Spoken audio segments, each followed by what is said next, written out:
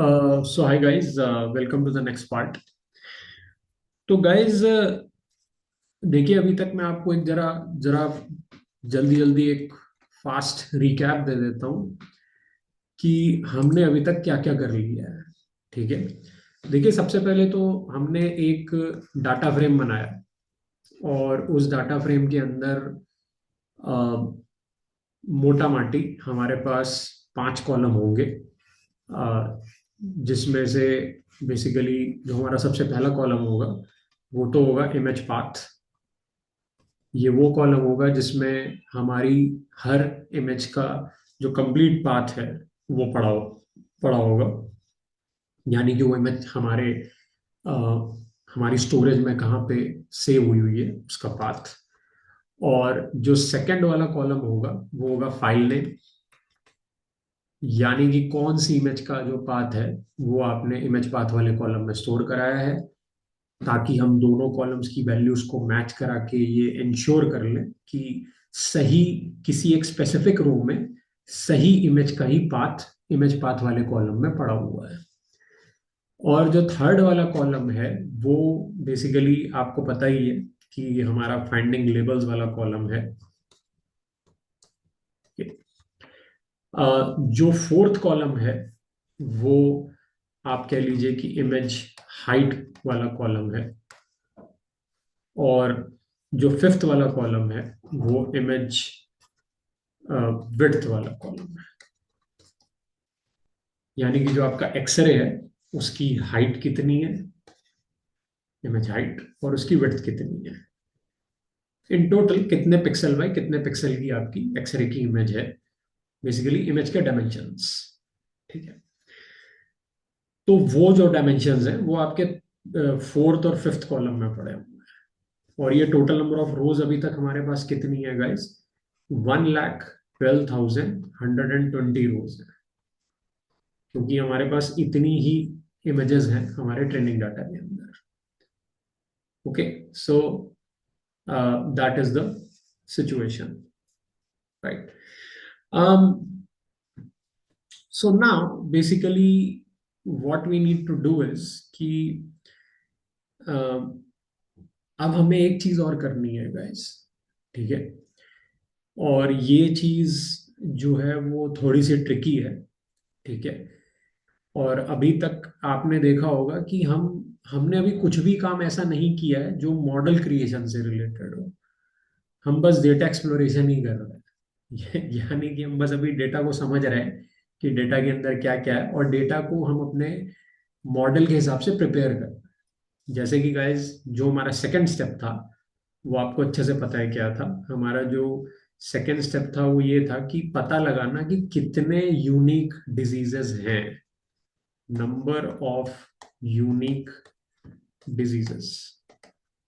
ठीक है, और वो नंबर ऑफ यूनिक डिजीजेस जो हैं वो हमें कैसे पता चलेंगे?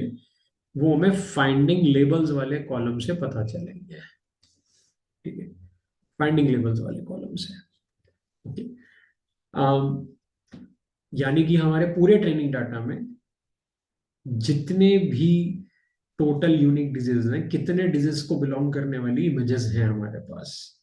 ठीक है, तो वो आप निकाल लीजिएगा। एंड गाइस, ये जो भी वैल्यू आती है वो हमें देखना पड़ेगा, एंड प्रिसाइजली जो ये वैल्यू आएगी गाइस वो 14 डिजीजेस की आएगी। ठीक है, 14 डिजीजेस। ठीक है, अब हमें इन्हीं 14 डिजीजेस का मल्टी लेबल क्लासिफिकेशन करने के लिए किसी भी एक्सरे इमेज के ऊपर एक CNN बेस्ड मॉडल बनाना है। ठीक है, और उसकी शुरुआत आप देख ही पा रहे हैं कि एक हद तक हम कर चुके हैं, क्योंकि जब भी आपको एक ऐसा मॉडल बनाना होता है जो कि मल्टी क्लास या मल्टी लेवल क्लासिफिकेशन करे, तो उसको बनाने के पीछे का जो सबसे पहला स्टेप होता है वो यही होता है कि भाई पहले ये तो पता चले कि कितनी क्लासेस हैं हमारे पास, राइट? तो वो गाइस हमने पता लगा लिया। ठीक है, अब हमारा थर्ड स्टेप क्या है गाइस? ठीक है, जो मैं ऑलरेडी आई गेस आपको बता चुका हूँ, लेकिन अगर मैंने नहीं बताया तो मैं एक बार दोबारा से बता दूं।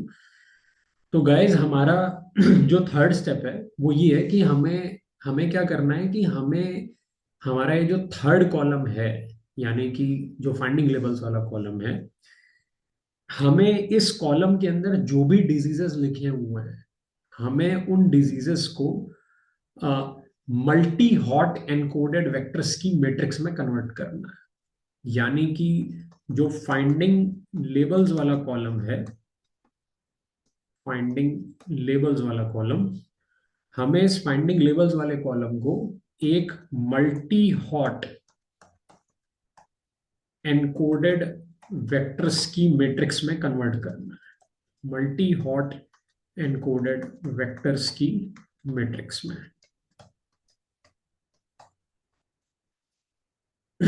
ओके, तो अब आप सोच रहे होंगे कि what do you mean by multi hot encoded vectors की मैट्रिक्स। ठीक है, तो एक बार जरा इसको भी मैं शॉर्टकट में बता दूं जल्दी जल्दी कि इसका क्या मतलब है। देखिए गाइस, सबसे पहली चीज तो ये है कि हम यहाँ पे मल्टी लेवल क्लासिफिकेशन कर रहे हैं। तो मल्टी लेवल क्लासिफिकेशन में क्या होगा, देखिए गाइस, मल्टी लेवल क्लासिफिकेशन में हमारा जो न्यूरल नेटवर्क है वो किसी भी एक इमेज के लिए एक से ज्यादा क्लासेस को भी प्रिडिक्ट कर सकता है। ठीक है, अब गाइस एक चीज आप जानते हैं कि हम किस क्लास को प्रिडिक्ट करते हैं यूजली जब हम मल्टी क्लास क्लासिफिकेशन करते हैं। जैसे गाइस मान लीजिए कि हमारे पास कोई एक CNN बेस्ड मॉडल है। ठीक है, we have a CNN based model, और इसके बाहर आपने यहाँ पे एक डेंस लेयर लगा रखी है 14 न्यूरॉन्स की। ठीक है, ये एक डेंस लेयर है 14 न्यूरॉन्स की, ये डेंस लेयर लगा रखी है आपने। 14 न्यूरॉन्स क्यों गाइस? क्योंकि हमारे पास 14 डिजीजेज हैं, 14 क्लासेस हैं, तो इसके अंदर 14 न्यूरॉन्स हैं कुल मिलाकर के। ठीक है, and each neuron will be responsible for giving the probability कि वो डिजीज है, उस डिजीज के होने की प्रोबेबिलिटी कितनी है। अब यहाँ पे अगर हम मल्टी क्लास क्लासिफिकेशन की बात करें, तो लेट्स से ये न्यूरॉन हमें किसी एक स्पेसिफिक डिजीज के होने की प्रोबेबिलिटी बताएगा, ये न्यूरॉन हमें किसी दूसरे स्पेसिफिक डिजीज के होने की प्रोबेबिलिटी बताएगा, ये न्यूरॉन हमें किसी तीसरे स्पेसिफिक डिजीज की होने की प्रोबेबिलिटी बताएगा।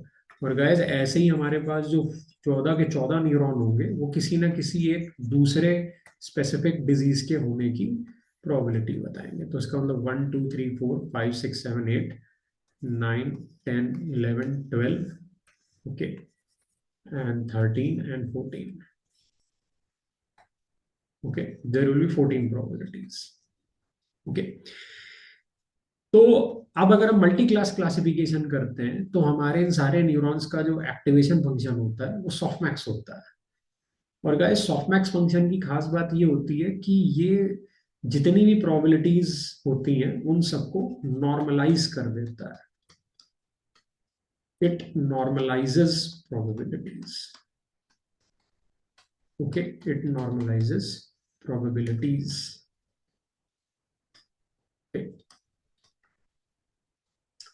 क्या मतलब है इसका?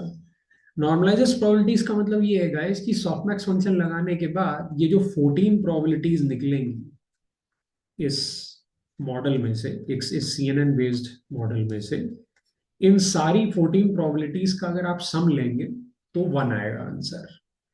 यानी कि एक हिसाब से आप ये कह सकते हो कि ये एक प्रोबेबिलिटी डिस्ट्रीब्यूशन निकाल रहे हो आप।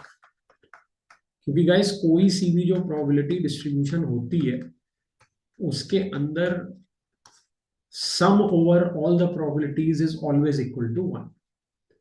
तो इसका मतलब यहां से आपने एक एक्सरे की इमेज डाली अपने मॉडल के अंदर, एंड लेट्स से कि अभी आप मल्टी लेवल क्लासिफिकेशन नहीं कर रहे थे बल्कि मल्टी क्लास क्लासिफिकेशन कर रहे थे, तो आपने इन 14 न्यूरॉन्स का जो एक्टिवेशन फंक्शन रखा हुआ था वो सॉफ्टमैक्स रखा हुआ था। और गाइस क्योंकि अब आपकी ये 14 की 14 प्रोबेबिलिटीज नॉर्मलाइज्ड है, ये एक प्रोबेबिलिटी डिस्ट्रीब्यूशन है, और प्रोबेबिलिटी डिस्ट्रीब्यूशन में सारी प्रोबेबिलिटीज का सम 1 होता है। और गाइस ऐसे में ये प्रिटी ऑब्वियस है कि इन 14 न्यूरॉन्स में से कोई ना कोई एक प्रोबेबिलिटी ऐसी होगी जो सबसे ज्यादा होगी। तो जैसे मान लीजिए हमारा जो ये वाला न्यूरॉन था, इस न्यूरॉन में से निकलने वाली जो प्रोबेबिलिटी थी वो सबसे ज्यादा थी। ठीक है। अब गाइज ये न्यूरॉन किसी एक स्पेसिफिक डिजीज की प्रोबेबिलिटी बता रहा था। ठीक है। तो लेट्स से गाइज ये न्यूरॉन जो है ये कौन से डिजीज की प्रोबेबिलिटी बता रहा था, ये न्यूमोनिया के होने की प्रोबेबिलिटी बता रहा था। ठीक है। न्यूमोनिया के होने की। अब आप मेरे से पूछोगे सर आपको कैसे पता, ये हम कैसे पता लगाएंगे कि कौन सा न्यूरॉन कौन से डिजीज के होने की प्रोबेबिलिटी बताएगा। ठीक है। इस पे भी अभी मैं आऊंगा गाइस कि हम ये कैसे पता लगाएंगे कि कौन सा डिजीज कौन से सॉरी कौन सा न्यूरॉन कौन से डिजीज के होने की प्रोबेबिलिटी बताएगा। लेकिन अभी आप ये समझ लो कि ये वाला न्यूरॉन निमोनिया के होने की प्रोबेबिलिटी बता रहा था। तो इसका मतलब अगर हम ऊपर से काउंटिंग चालू करें तो this is neuron number 0, 1, 2, 3, 4, 5, 6 and 7। तो इसका मतलब गाइस न्यूमोनिया स्ट्रिंग जो है हमारा, ये न्यूमोनिया स्ट्रिंग कहाँ पे आ रहा होगा, ये न्यूमोनिया स्ट्रिंग हमने कहाँ से निकाला होगा, फाइंडिंग लेवल्स वाले कॉलम से निकाला होगा। ठीक है। तो गाइस जो न्यूमोनिया स्ट्रिंग है हमारा, उसको हमने अपने प्रोग्राम में कौन सा नंबर असाइन कर रखा है, 7 नंबर असाइन कर रखा है। ठीक है। ऐसे ही गाइस हमने फाइंडिंग लेबल्स वाले कॉलम से जो टोटल नंबर ऑफ हमने यूनिक डिजीजेस निकाले थे जो कि 14 आ रहे थे, उनमें से हर एक डिजीज को हमने एक नंबर असाइन कर रखा है। इन शॉर्ट आप ये कह सकते हैं कि हमने एक डिक्शनरी क्रिएट कर रखी है। डिक्शनरी, ओके, एक की वैल्यू पेयर मेंटेन कर रखा है और इस डिक्शनरी के अंदर 14 की वैल्यू पेयर्स होंगे। देयर विल बी 14 की वैल्यू पेयर्स, 14 की वैल्यू पेयर्स। ठीक है। हर की एक डिजीज होगी और उसकी जो वैल्यू होगी वो एक नंबर होगा, एक यूनिक नंबर। ठीक है। तो जैसे गाइस मान लीजिए इस डिक्शनरी के अंदर हमारा जो पहला की वैल्यू पेयर था वो लेट्स से था हर्निया। ओके। और इसकी जो वैल्यू थी वो 0 थी। ऐसे ही गाइस हमारे पास बीच में एक जगह पे आ रहा था न्यूमोनिया, और गाइस इसकी जो वैल्यू थी वो नंबर 7 थी। तो यहां से हमें पता चलेगा कि कौन सा वाला न्यूरॉन कौन से वाले डिजीज की प्रोबेबिलिटी बताएगा। हमने ये डिक्शनरी बना रखी है गाइस। ठीक है। तो अब हम जानते हैं कि ये न्यूरॉन हमें न्यूमोनिया की प्रोबेबिलिटी बता रहा है और ये प्रोबेबिलिटी सबसे ज्यादा आ रही है क्योंकि हमारे पास एक प्रोबेबिलिटी डिस्ट्रीब्यूशन आ रही है। और प्रोबेबिलिटी डिस्ट्रीब्यूशन में गाइस कोई ना कोई एक प्रोबेबिलिटी ही सबसे ज्यादा आएगी, बाकी सारी प्रोबेबिलिटीज सबसे कम आएंगी। ओके। या फिर आप क्या एक हिसाब से ये कह सकते हैं कि कोई ना कोई एक प्रोबेबिलिटी ही सबसे ज्यादा आएगी। दो प्रोबेबिलिटीज बराबर आने के चांसेस नेग्लिजिबल है, आ ही नहीं सकती गाइस दो प्रोबेबिलिटीज सेम। यानी कि कोई भी दो डिजीजेस की प्रोबेबिलिटीज सेम नहीं आ सकती। ओके। क्योंकि हम सॉफ्टमैक्स फंक्शन यूज कर रहे हैं और सॉफ्टमैक्स फंक्शन आपको एक प्रोबेबिलिटी डिस्ट्रीब्यूशन देता है। ओके। तो हमारा जो प्रेडिक्शन हो जाएगा गाइस सीएनएन का वो क्या हो जाएगा कि जो जो एक्सरे इमेज हमने इसके अंदर डाली थी, इसके अंदर कौन सा डिजीज है, इसके अंदर न्यूमोनिया है। क्यों? क्योंकि न्यूमोनिया की प्रोबेबिलिटी सबसे ज्यादा आ रही है। और गाइस एक ही डिजीज की प्रोबेबिलिटी हर बार सबसे ज्यादा आएगी। ओके। किसी ना किसी एक डिजीज की प्रोबेबिलिटी सबसे ज्यादा आएगी। And that is the reason कि हम मल्टी क्लास क्लासिफिकेशन करते समय सॉफ्टमैक्स फंक्शन यूज करते हैं। क्यों? क्योंकि सॉफ्टमैक्स फंक्शन काम ही ऐसे करता है कि वो हर बार किसी ना किसी एक क्लास की प्रोबेबिलिटी सबसे ज्यादा देगा, जो कि होना भी चाहिए क्योंकि मल्टी क्लास क्लासिफिकेशन में तो basically multiple classes mutually exclusive होती हैं। यानी कि एट अ टाइम कोई ना कोई एक ही क्लास आएगी हमारी इमेज के अंदर, मल्टीपल क्लासेस नहीं आ सकती। ठीक है। लेकिन गाइस हमें मल्टीपल क्लासेस चाहिए। यानी कि हमें एक ऐसा मॉडल बनाना है जो किसी एक्सरे इमेज को तो इनपुट लेगा लेकिन आउटपुट में वो अननॉर्मलाइज्ड प्रोबेबिलिटीज देगा। यानी कि इस बार जो हमारा आंसर आएगा वो एक प्रोबेबिलिटी डिस्ट्रीब्यूशन नहीं होगा, उसमें अननॉर्मलाइज्ड प्रोबेबिलिटीज होंगी। यानी कि प्रोबेबिलिटीज तो अभी भी 14 निकलेंगी लेकिन गाइस कोई कंपलसरी नहीं है कि अगर आप इनका सम लेते हो तो ये एग्जैक्टली इक्वल टू 1 है, ऐसा कंपलसरी नहीं है। ये लेस देन 1 भी आ सकता है, ये ग्रेटर देन 1 भी आ सकता है। ठीक है, तो अब इस केस में हमारा जो एक्टिवेशन फंक्शन होगा वो क्या होगा गाइस? जो एक्टिवेशन फंक्शन होगा वो सिग्मॉइड हो जाएगा। अब हमारा एक्टिवेशन फंक्शन सॉफ्टमैक्स नहीं होगा, यानी कि 14 के 14 न्यूरॉन्स में सिग्मॉइड फंक्शन लगा होगा। ठीक है, तो गाइस अब ऐसी स्थिति में क्या होगा कि अगर किसी भी न्यूरॉन से निकलने वाली प्रोबेबिलिटी 50% से ज्यादा आ रही है, मैं एक एग्जांपल ले रहा हूं कि अभी हमारा जो थ्रेशोल्ड है वो 50% है। गाइस ध्यान रहे, ये थ्रेशोल्ड चेंज भी हो सकता है, ये हमारे हाथ में नहीं है कि हमें थ्रेशोल्ड 50% ही लेना है। This can change also. ये training data to training data vary करेगा कि हम जो थ्रेशोल्ड रख रहे हैं वो कितना रख रहे हैं। ठीक है, अभी मैं थ्रेशोल्ड की वैल्यू 50% ले रहा हूँ, तो अगर ये प्रोबेबिलिटी 50% से ज्यादा आती है तो इसका मतलब जीरो नंबर वाला जो डिजीज था वो इस एक्सरे में प्रेजेंट है, यानी कि हर्निया इस एक्सरे में प्रेजेंट है। और अगर ये प्रोबेबिलिटी 50% से कम आती है तो इसका मतलब हर्निया इस एक्सरे में प्रेजेंट नहीं है। ठीक है, एज सिंपल एज दैट। तो गाइज ऐसे में हमें क्या करना पड़ेगा कि अब हम इसको जो करेक्ट आंसर प्रोवाइड कराएंगे, ठीक है, हम इसको जो करेक्ट आंसर प्रोवाइड कराएंगे, यानी कि जो लेबल प्रोवाइड कराएंगे हम अपने न्यूरल नेटवर्क को, वो भी किस फॉर्म में प्रोवाइड कराएंगे?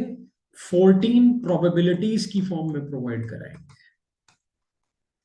14 प्रोबेबिलिटीज की फॉर्म में प्रोवाइड कराएंगे, यानी कि किसी भी एक एक्सरे इमेज के लिए जो हमारा वाई ट्रेन होगा, ओके, जो हमारा वाई ट्रेन होगा, जो हम एज अ फीडबैक प्रोवाइड कराएंगे अपने नेटवर्क को, करेक्ट आंसर वो 14 प्रोबेबिलिटीज की फॉर्म में होगा। लेकिन गाइस क्योंकि यहाँ पे किसी एक एक्सरे के अंदर एक से ज्यादा डिजीजेस भी हो सकते हैं, तो इसका मतलब अब ये जो 14 प्रोबेबिलिटीज होंगी इनमें से ज्यादातर प्लेसेस पे तो जीरो आ रहा होगा। यानी कि मान लीजिए रियलिटी में मेरे ट्रेनिंग डेटा के हिसाब से, और यहाँ पे गाइस जब मैं ये बात बोलता हूँ कि ट्रेनिंग डाटा के हिसाब से, तो मैं कौन से डेटा फ्रेम की बात कर रहा हूँ? मैं इस डेटा फ्रेम की बात कर रहा हूँ गाइस जो हमने स्टेप 1 में बनाया था। तो लेट्स से आपने अपने इस डेटा फ्रेम के अंदर से पहली रो का डाटा पिकअप किया और इसमें आपके पास एक इमेज का पाथ था। ठीक है, और उस इमेज के पाथ पे जाकर के आपने इस इमेज को रीड करा लिया।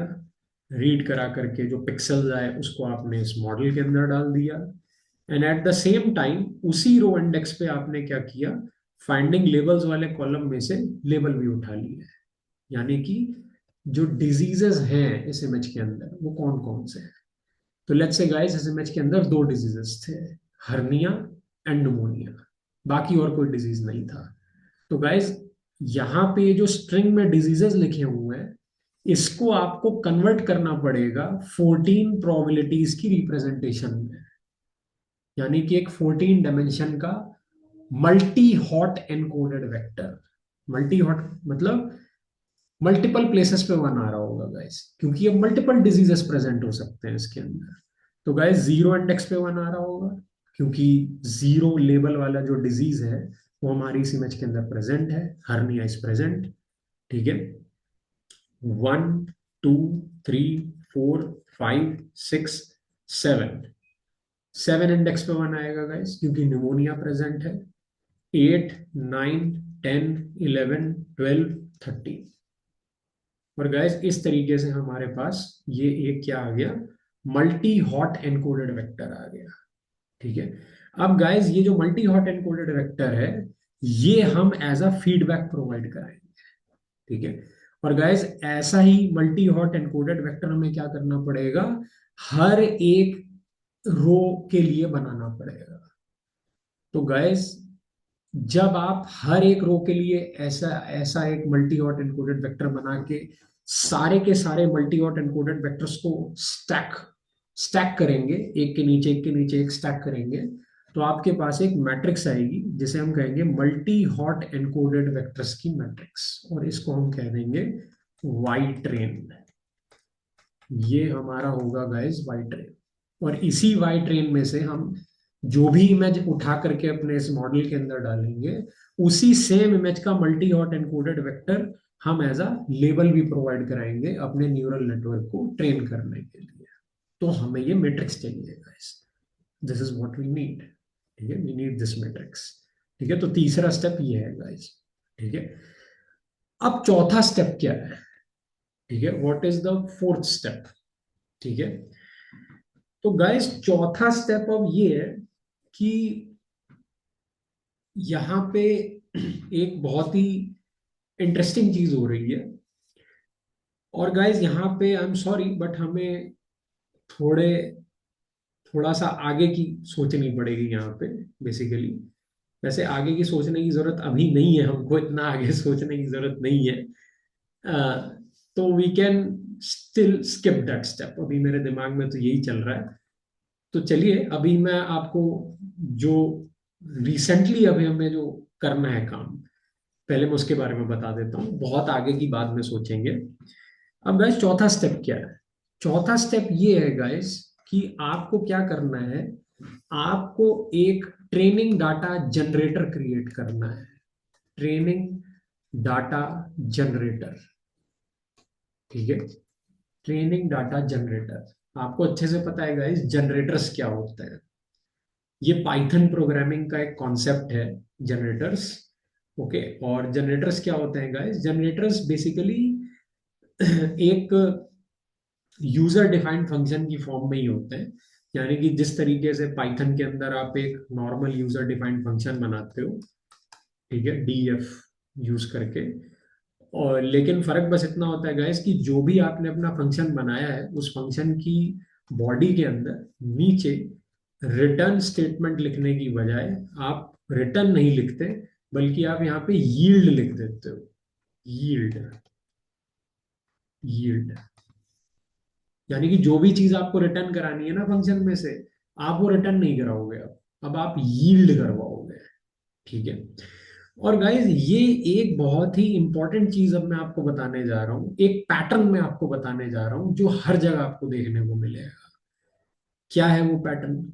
वो पैटर्न ये है गाइज कि आप कोई सा भी डीप लर्निंग का प्रोजेक्ट बनाइए, ठीक है, उसके अंदर आपको ये चीज तो बनानी ही पड़ेगी।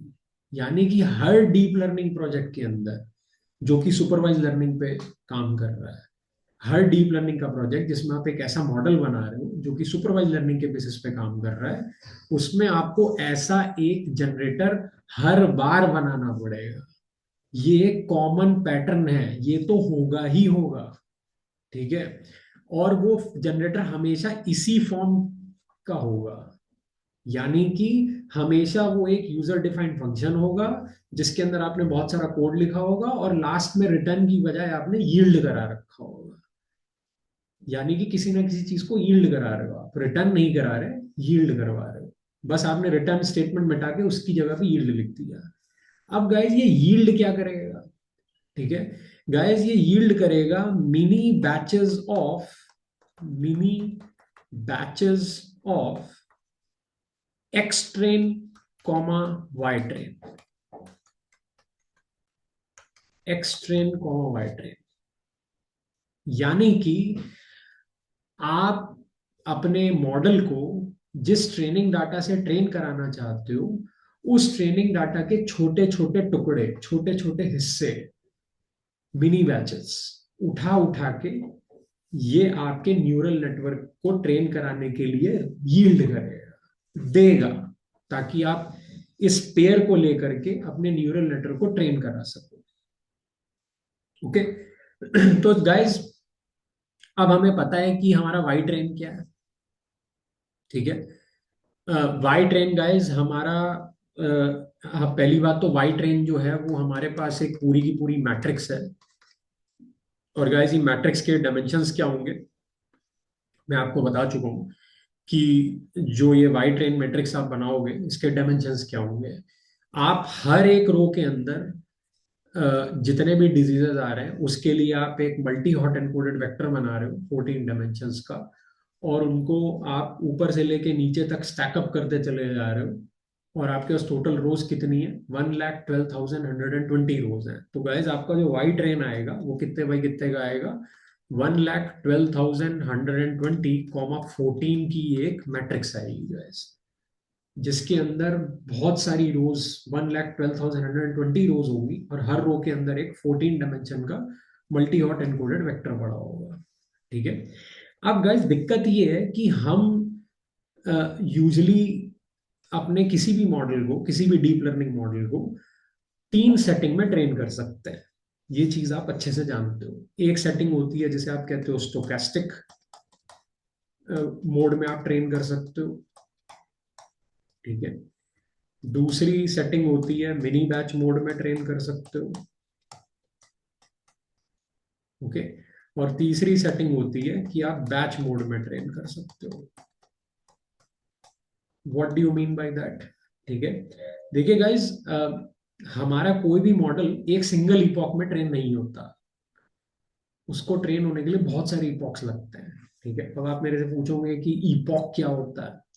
तो गाइस, इपॉक बेसिकली एक इपॉक, वन इपॉक का क्या मतलब होता है? वन इपॉक का मतलब होता है कि आपका जो मॉडल है, जब वो पूरे ट्रेनिंग डाटा पे, यानी कि आपके ट्रेनिंग डाटा में जितनी भी इमेजेस थी, जब आपका मॉडल पूरे ट्रेनिंग डाटा पे एक बार ट्रेन हो जाएगा, तो उसे हम कहेंगे एक इपॉक। ठीक है। अब पूरे ट्रेनिंग डाटा पे आपका मॉडल एक बार, ओके, 3 तरीकों से ट्रेन हो सकता है। या तो स्टोकेस्टिक मोड में ट्रेन हो सकता है, या मिनी बैच मोड में ट्रेन हो सकता है, या बैच मोड में ट्रेन हो सकता है। स्टोकेस्टिक मोड में क्या होगा गाइस? स्टोकेस्टिक मोड में आप क्या करोगे, आप अपने मॉडल को पूरे ट्रेनिंग डाटा पे एक बार में ट्रेन नहीं करोगे। Do you understand? Stochastic mode का मतलब ये है कि हम ट्रेन तो पूरे डाटा पे अपने मॉडल को कर रहे हैं, लेकिन हम एक बार में पूरा डाटा इंसर्ट नहीं कर रहे अपने मॉडल के अंदर। हम एक इमेज उठा रहे हैं अपने ट्रेनिंग डाटा में से, और उसको हम अपने CNN मॉडल के अंदर फीड कर रहे हैं, और CNN मॉडल हमें कुछ 14 प्रोबेबिलिटीज का प्रिडिक्शन दे रहा है, और फिर इस प्रिडिक्शन को सही करने के लिए हम उसका वाई ट्रेन दे रहे हैं। ठीक है। तो गाइज आप क्लियरली देख सकते हैं कि हमारे इस मॉडल को ट्रेन कराने के लिए दो चीजों की जरूरत पड़ रही है। एक एक्स ट्रेन, यानी कि हमारी इमेज जो हम अपने CNN मॉडल के अंदर डालेंगे, और फिर CNN हमें कुछ प्रेडिक्शंस देगा, और फिर दूसरी साइड से हमें इसको एक 14 डायमेंशन का वेक्टर भी असाइन कराना पड़ेगा, यानी कि उसका लेबल। ओके। तो गाइज ये दोनों चीजें हमें कौन निकाल के देगा? ये दोनों चीजें हमें निकाल के देगा हमारा ट्रेनिंग डाटा जनरेटर, जो कि यील्ड करेगा। किसको यील्ड करेगा? पेयर को यील्ड करेगा। एक्स ट्रेन को वाई ट्रेन के पेयर को यील्ड करेगा। यही पेयर यूज हो रहा है हमारा यहाँ पे इस मॉडल को ट्रेन करने के लिए। ओके। तो गाइस, कहने का क्या मतलब है कि अगर मान लीजिए आप अपने पूरे मॉडल को बैच मोड में ट्रेन कर रहे होते हैं, बैच मोड में, तो बैच मोड का मतलब ये है कि आपने सारी इमेजेस रीड करवा ली, यानी कि आपके पास पूरे ट्रेनिंग डाटा में जो 1,12,120 इमेजेस थी, वो सारी रीड करवा ली आपने, और उसकी एक कंबाइंड मैट्रिक्स बना ली आपने। तो लेट्स से गाइस, मान लीजिए आपकी जो एक इमेज थी, मैं एक एग्जांपल ले रहा हूँ, लेट्स से आपकी एक इमेज जो थी वो 256,256 की थी। It's a grey scale image, 256,256, let's say it's an RGB image.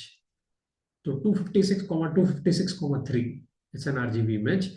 और गाइस टोटल इमेजेस कितनी है हमारे पास? 1,12,120 इमेजेस। तो आपने क्या किया, सारी इमेजेस को रीड कराया, और आपने उन सारी इमेज को रीड करा के एक कंबाइंड मैट्रिक्स बना ली। कितने बाई कितने की?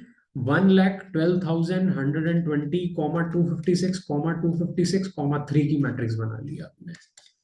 ठीक है। एट द सेम टाइम आपने इन सबके लेबल्स की भी 14 डायमेंशन के वेक्टर्स की मैट्रिक्स बना ली, जो कि ऑलरेडी गाइस हमारी बनी हुई थी, 1,12,120 को 14 की। और अब आपका जो जनरेटर है वो क्या करेगा कि वो ये पूरी चीज यील्ड कर रहा है, यानी कि एक्स टेन क्या हो गया? एक्स टेन हो गया गाइस 1,12,120, 256, 256, 3, और वाई ट्रेन हो गया 1,12,120, 14। अब गाइस दिक्कत, अगर आप अपने नेटवर्क को ऐसे ट्रेन करा रहे हो, यानी कि आपका जो ट्रेनिंग डाटा जनरेटर है वो एक झटके में ही पूरे का पूरा ट्रेनिंग डाटा आपको निकाल के दे रहा है, यील्ड कर रहा है, जिससे आप अपने मॉडल को ट्रेन करोगे, तो हम कहेंगे कि हम अपना मॉडल बैच मोड में ट्रेन कर रहे हैं। ठीक है, यानी कि आपका जो एक ईपॉक होगा उसमें एक ही झटके में आपने पूरा ट्रेनिंग डाटा निकाला और उसी पे ट्रेन कर दिया आपने अपना नेटवर्क, तो आपका नेटवर्क एक बार ट्रेन हो गया, एक ईपॉक के लिए ट्रेन हो गया। बट गाइस प्रॉब्लम ये है कि ये बहुत ज्यादा मेमोरी कंजम्पशन करेगा। मतलब ये जो दो वेक्टर्स, ये जो दो टेंसर्स आपने निकाले हैं, ये जो दो मैट्रिसेस आपने निकाली हैं, जो दो नंपा एरेज आपने निकाले हैं, they will consume lot of memory. मतलब इसमें कोई भी एग्जैजरेशन नहीं होगा कि हो सकता है कि अकेले अकेले सिर्फ मैट्रिक्स का ही जो इस मैट्रिक्स का जो साइज हो वो सकता है कि 25 GB हो।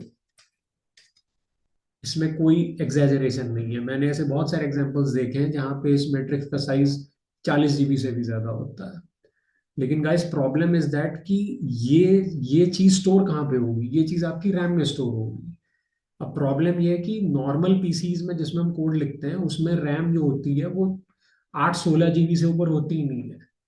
तो ऐसे में जब आप ये पूरे की पूरी मैट्रिक्स बना रहे होगे ना, इसी बीच में ही आपका कंप्यूटर क्रैश हो जाएगा, क्योंकि इसका साइज आपकी रैम से बहुत ज्यादा बढ़ गया। तो पता चला आप यील्ड करवा ही नहीं पाए, क्योंकि जब आप बना रहे थे ये दो मैट्रिसेस, उसी बीच में ही आपकी रैम पूरी फुलफिल हो गई और आपका सिस्टम क्रैश हो गया। तो ट्रेनिंग की नौबत ही नहीं आएगी, क्योंकि सिस्टम ही क्रैश हो गया। ठीक है, तो हम क्या करते हैं गाइस, जब हमें पता होता है कि बैच मोड में ट्रेन कराने पर हमारा जो ट्रेनिंग डाटा हम बनाएंगे उसका साइज हमारी रैम के साइज से भी ज्यादा हो जाएगा, तो हमारे पास दो ऑप्शन बचते हैं। या तो आप स्टोकेस्टिक मोड में ट्रेन करा लो, या मिनी बैच मोड में ट्रेन करा लो। ठीक है, मिनी बैच मोड में क्या होता है, पहले पहले बात करते हैं स्टोकेस्टिक मोड में क्या होता है। तो स्टोकेस्टिक मोड में क्या होता है कि कराना अभी भी हमें पूरे ट्रेनिंग डाटा पे अपना मॉडल एक बार ट्रेन है। ठीक है, लेकिन अब हम क्या करेंगे कि एक ही बार में अपने जनरेटर से सारे ट्रेनिंग डाटा को नहीं निकालेंगे, बल्कि एक एक इमेज का डाटा निकालेंगे। यानी कि अब हमारा जो यही ट्रेनिंग डाटा जनरेटर है, ये एक इमेज का एक्स ट्रेन और एक इमेज का वाई ट्रेन हमें देगा। यानी कि 1,256,256,3 एंड 1,14 एक बार में एक ही रो का डाटा निकाल के देगा, या फिर एक ही इमेज का एक्स ट्रेन और वाई ट्रेन निकाल के देगा।